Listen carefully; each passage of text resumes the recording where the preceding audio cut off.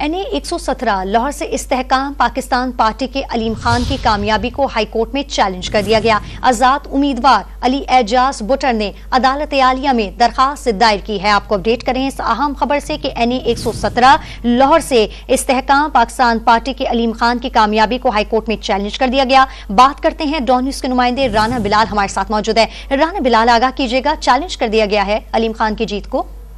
जी देखें, लाहौर के हल्का NA 117 से IPP के अलीम खान की कामयाबी को लाहौर हाई कोर्ट में चैलेंज कर दिया है।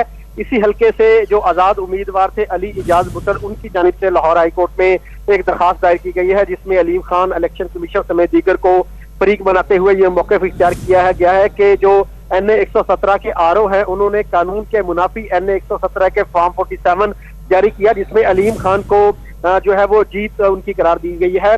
दरखास्त में यह भी कहा गया है कि इलेक्शन कवानीन के मुताबिक RO ने उम्मीदवार या उसके नुमाइंदे की मौजूदगी में फॉर्म 47 जारी करना था, लेकिन RO ने गैर कानूनी तौर पर उम्मीदवार या उसके जो पोलिंग एजेंट है उनकी गैर मौजूदगी में फॉर्म 47 जारी कर दिया है, जो कि कानून के मुनाफी है।